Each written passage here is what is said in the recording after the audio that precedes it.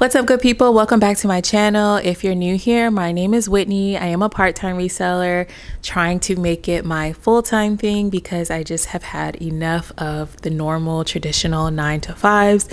No tea, no shade. It's just not for me. If you guys didn't know, I do have ADHD, and I wondered for so long why working a normal job was such a struggle for me, and being late diagnosed as a neurodivergent has helped me understand why I've had some struggles. So it is my goal to never go back to a 9 to 5 and really just pursue, at least for now, full-time reselling, and then I will flow with whatever comes next. So all that said, this is my July reseller recap. We're going to talk about the high-level overview, the numbers, what were some really good sales, and some things that we need to take back to the drawing board, and what July gives me towards the overall big picture of what I'm trying to accomplish. So let's just jump right in. For the month of July, we profited $635.48 on the sale of 29 items.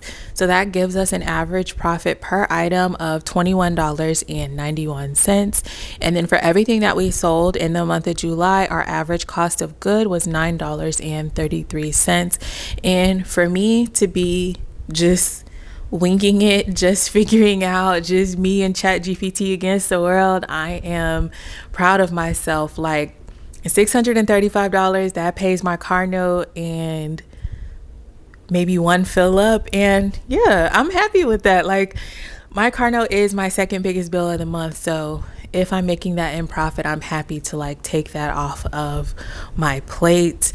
I'll talk more about this in a different video, but I randomly left my job in May just because like I said, I just could not deal anymore. Every second sitting at my desk doing that job felt like absolute torture. And it was the same with the job before that and the same with the job before that. So it's not really the jobs. It's just that type of work is not meant for me. So let's just wing it. Let's just try. On a whim, I quit my job in May, and I really started focusing, I would say like a week and a half into May, and then all of June, all of July on just reselling and trying to make it better. How do I grow? How do I get more money out of it? And so for me to have had my highest profiting month in June, and then my second highest profiting month in July, like I said, I am just so proud of myself because, girl, I am literally winging it. I don't know. I am winging it. And for whatever deficit I have after reselling money, I do drive for Walmart's delivery service, which that's starting to take a toll on me. I don't love it, but it's what I have to do until this other thing grows. And so again, just to say that I had my highest profiting month for July, although it was only $635, like, that's something, and I'm so proud of it. And like I said, my car note is my second largest bill. So for reselling to have taken a chunk out of that, and it's only my second month, like really grinding and like giving it all I got, I am very happy about that. So anyway, let's get into some specifics. I'm going to give you guys my top 3 sales, and then I'm going to give you my 3 worst sales. So we'll start with the good, of course. My best sale for the month of July was a skirt situation from Amanda Uprichard. This one actually sold for $95 on Depop. It cost me $8.65. Depop charged me $3.93, and then we left with a profit of $82 and it looks like 42 cents or 92 cents, something like that. So we'll say $83 ish, which is really, really good. Again, I had this one for one day. Somebody paid my full asking price on Depop, and that was such a good way to start the month. That was actually my first sale of the month and my highest sale of the month. So we're off to a good start. My second best sale, and this was my first time ever finding Alex of Bohemia. It was a very nice blouse that I found. It ended up selling for $70 on eBay. That was an offer that I took. It sold after 2 days, so I definitely could have waited longer. And I think if my business was bigger and I didn't need my cash to kind of flow as quickly as I need it to now. I would have waited a bit longer for my full asking price, but $70 is still not a bad deal. I paid $5.41 on it, and then to the platform eBay I paid $10.30. That left us with a profit of $54.29. So really great flip. That's like 10 times the ROI, right? So I'm happy about that. And then the third best sale of the month was a pair of Mother jeans. It was the Mother Lil Hustler roller sneak jeans. They sold for $70 over on Poshmark. I did pay $11.90 for them. The fees charged by Poshmark were $14.92. And then our profit was $43.18. I do have like a little whiteboard between me and the camera, so that's what I'm looking at, except there's a glare on it from the light. So yeah, that's why I'm kind of moving my head back and forth. But yeah, those are our top 3 sales of the month. And just to throw it out there, I don't know if I mentioned this in another video, but the pair of jeans that sold, the Lil Mother jeans, that is the actual name, Lil Mother, that is their petite line of jeans, right? So Hustler roller sneak is still like a normal size, a regular size, and then the Lil Mother Hustler roller sneak is for the petite ladies.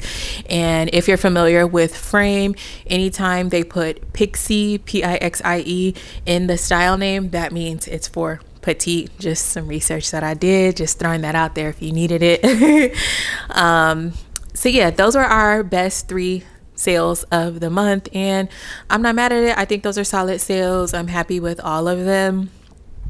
The 3 worst sales of the month, and yeah, let's just talk about it.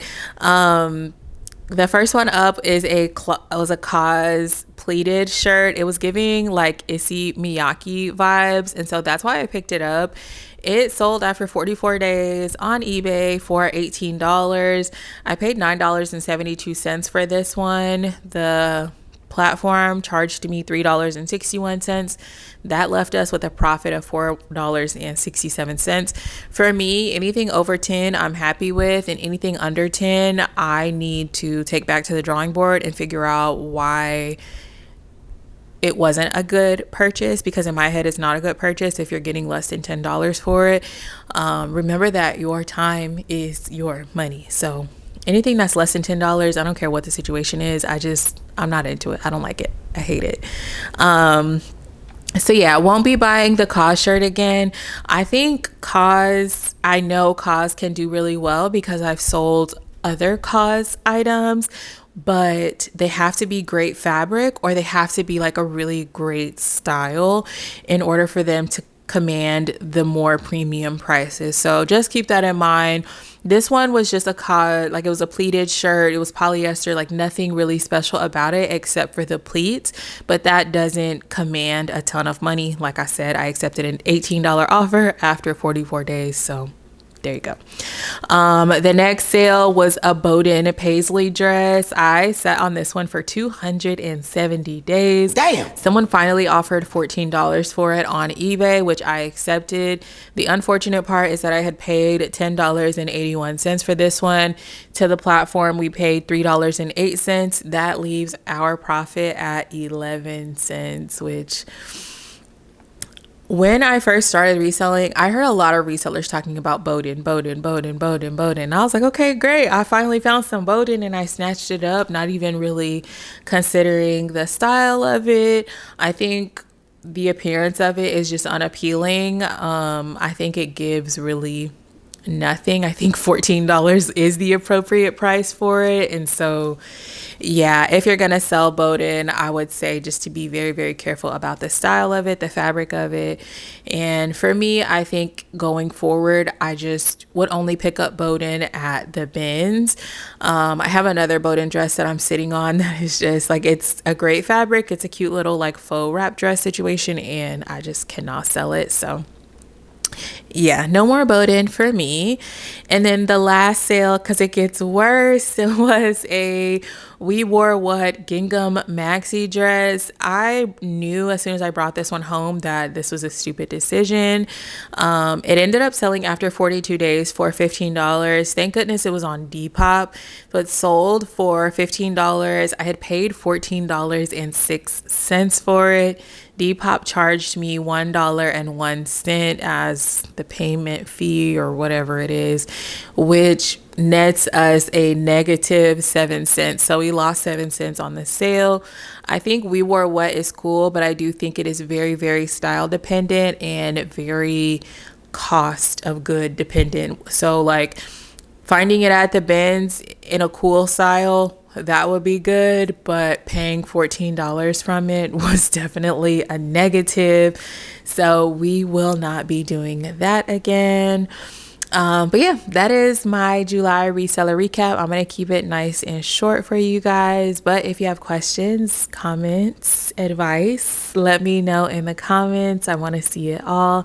Thank you so much for watching, and I will see you in the next one. Bye.